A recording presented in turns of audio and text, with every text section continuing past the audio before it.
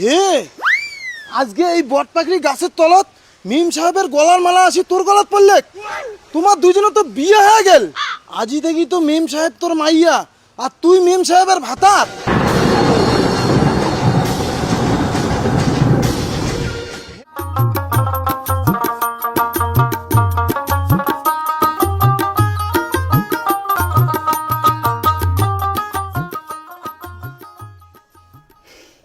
কিরে গুণধর আর তুই এটা দোতরা টাঙ্গা লাগছিস আর ওদের সহতে কোন বা একটা মেমসা বাসিয়া আমার ছেঁকা খাওয়া সজনা বাগান কাটিয়ে একটা ছাপা ধরে লাগছে ওটে বলে ওটা কিসের ফ্যাটকারি বানাবে তুই আয় পস করি কি হয় নাকি চল তো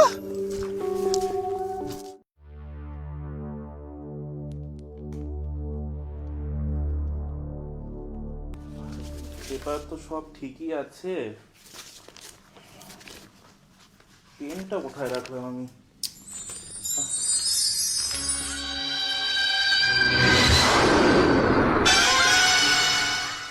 কি আঙ্কেল, বি কেয়ারফুল। একটা মিটিং এ যাচ্ছ আর পেনটাই ভুলে গেছো। থ্যাংক ইউ হ্যারি, এর জন্য তো আমি তোমাকে এত বিশ্বাস করি। আমি জানি তুমি আমার সব কিছু সামনে নিতে পারবে। অফকোর্স আঙ্কেল, এটা তো আমার কর্তব্য। আচ্ছা আঙ্কেল, তুমি কি মৌসুমীকে দেখেছো? আমি ওকে সকাল থেকে খুঁজছি, ওকে খুঁজেই পাচ্ছি না। ও কোথায় গিয়েছে তুমি কি জানো? তুমি তো জানোই ও কি ধরনের মেয়ে। দেখো কোথাও বিজনেস ডিল করছে হয়তো। ওকে হ্যারি, আমি তাহলে একটু বের হচ্ছি, আমার মিটিং রয়েছে তো। আমি তোমার সঙ্গে পরে কথা বলছি, ঠিক আছে? Okay uncle. Okay bye. সবাইকে নমস্কার, আমি মৌসুমী। আপনারা তো জানেনই যে আপনাদের গ্রামের এই বাগানটি আমি কিনে নিয়েছি। এখানে আমার dream project MK private limited কোম্পানিটি হবে। এতে কিন্তু লাভ আপনাদেরই হবে, কারণ এখানে কাজ করার সর্বপ্রথম সুযোগ পাবে আপনাদের ঘরের পুরুষেরা এবং এই গ্রামের ছেলেমেয়েরা।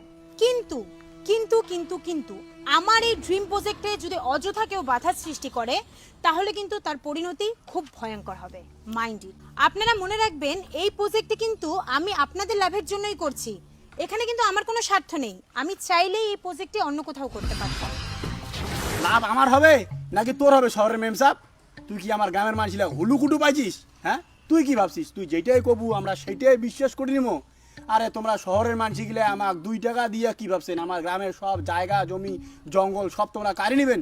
তোরটা এখানে খালি জঙ্গল হবার পায়, কিন্তু এই জঙ্গলের পাতা ফল মূল খড়ি খের বেচে আমার গ্রামের মানুষরা সংসার চলে। আর তোর পাশ পাকে তুই যে সজনা গাছটা দেখিলেছিস না, এই সজনা গাছের পাতার ছেঁকা আমার কৃষ্টি আমার কালচার। তোমার তো থাকির পায় পিৎজা বার্গার মোমো চাউমিন, আমার সজনার পাতার ছেঁকার সামনে না তোমার হলে মোমো পিৎজার খাওয়া নাই। আর এই গ্রামত গুণধর যতদিন বাঁচি আছে এই জঙ্গলত ফ্যাক্টরি বানাতো দূরের কথা, এই জঙ্গলত কাউকে হাত পর্যন্ত লাগে দিন না। আর এই গুণধরের মুখের কথাই হল শেষ কথা।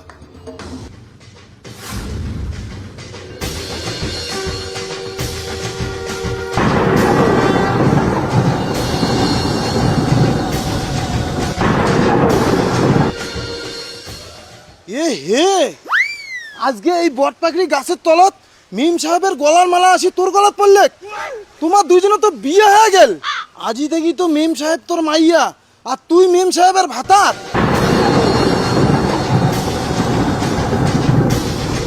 হে বটপাকড়ি মাতা,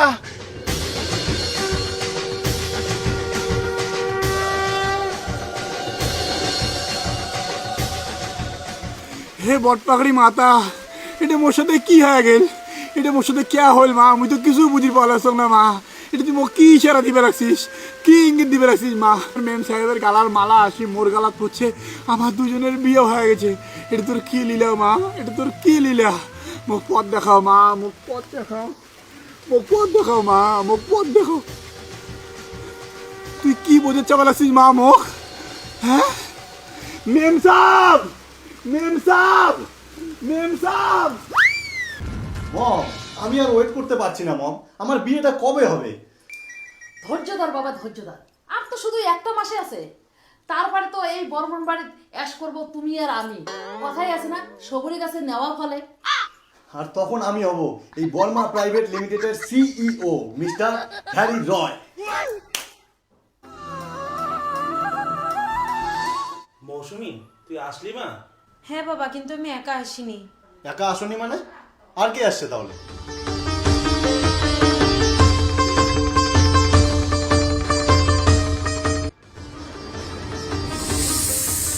What? ये क्या है? আঙ্কেল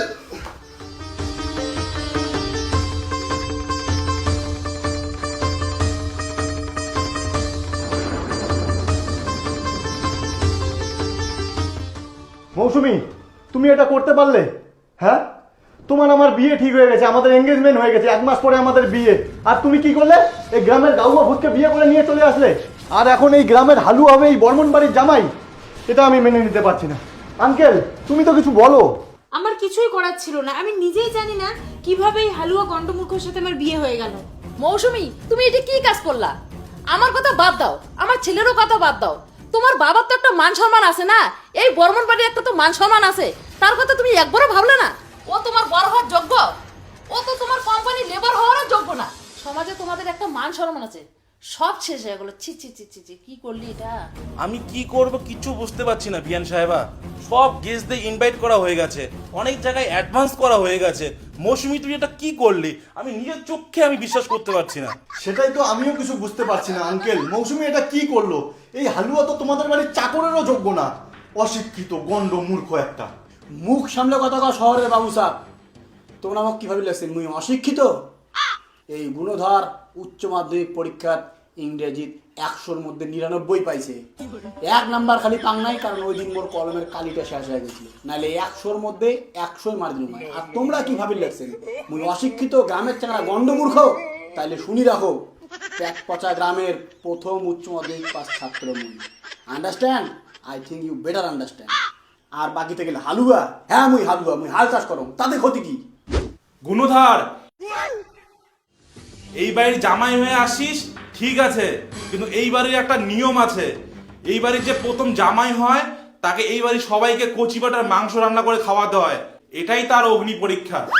আর এই পরীক্ষায় তুই যদি পাশ করিস তাহলেই তোকে আমি জামাই হিসেবে মেনে নেব, না হলে মেনে নিব না। কচি পাঠার মাংসের ঝোল বানাবে গুণধর। ওর মাংসের ঝোলকে কিভাবে কেওড়া তলা পাঠাতে হয় সেটা ভালো করেই জানা আছে এই হ্যারির। মাংসের ঝোলে এমন গেরমা পাকাবো না, ওই ঝোল খেয়ে পরের দিন সবার ছাড়া পটি হবে, তখন ওকে সবাই লাত মেরে বাড়ি থেকে বের করে দেবে, আর এই হ্যারি হবে তখন এই বর্মন বাড়ির একমাত্র জামাই।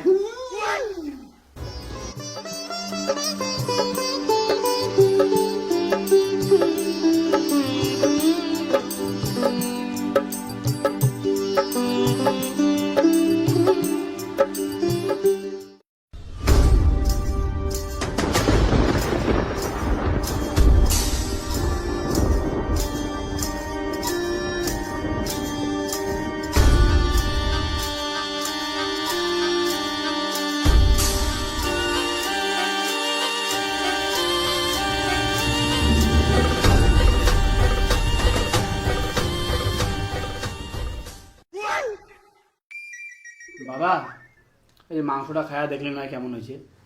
আচ্ছা দাও আমি আগে টেস্ট করি। কি ঘন্টা ছাদা মাথা রান্না করেছো, অন্য কাউকে আগে খাওয়ানো যাবে না। কিরে বাবু, লঙ্কার গুঁড়োটা ভালো করে মিশিয়েছিস তো? আরে হ্যাঁ মা, তুমি চিন্তা করো না, পুরো লঙ্কার গুঁড়োর কৌটাটা মাংসের ঝোলে মিশিয়ে দিয়েছি। শুধু একবার মাংসের ঝোলটা মুখে দিতে দাও না, পুরো মুখ পুড়ে যাবে। বাহ, খুব সুন্দর সেন্ট বেরিয়েছে তো, খুব সুন্দর হয়েছে মাংসটা। যাও সবাইকে খেতে দিয়ে দাও। কি বাবু, কি বলে, মাংস তো টেস্টি হয়েছে, তুই লঙ্কার গুলো ঢালি দিস নাই? লঙ্কার গুঁড়ো, আমি পুরো লঙ্কার গুঁড়োর কৌটা খালি করে দিয়েছি, মাংস কি করে টেস্টি হয় আমি তো কিছুই বুঝতে পারছি না। ওই গুণধর মনে হয় মাংসের ঝোলে লঙ্কা দিতেই ভুলে গেছে, আর তুই লঙ্কা ঢেলে দিয়ে মাংসটা টেস্টি বানিয়ে দিয়েছিস। তুই যে কি করলি না, চল। তোর দ্বারা কিচ্ছু হবে না, সামান্য একটা ছোট কাজ সেটাই করতে পারলি না? তোর জন্য এই বাড়ি না আমি মালিক হতে পারবো, না তুই এই বাড়ি জামাই হতে পারবি। না মা, কৌটোর সবগুলো লঙ্কার গুঁড়োই আমি ঢেলে দিয়েছি, তারপরেও যে মাংস কি করে টেস্ট হলো আমি তো কিছুই বুঝতে পারছি না। তুই আর বুঝতেও পারবি না, অশালার অপদত্ত ছেলে কোথাকার। তুমি বিশ্বাস করছো না? এদিকে আসো, এদিকে আসো, এদিকে আসো, দেখো, তুমি নিজেই দেখো, মাংসটা খেয়ে দেখো মাংসের মধ্যে লঙ্কার গুঁড়ো দিয়েছি কিনা দেখো। এ তো লঙ্কার পুরো ঝাঁজ বেরিয়েছে। তাহলে আমি বললাম যে দেখি তো একটু টেস্ট করি কতটা ঝাল হয়েছে। ও কি ঝাল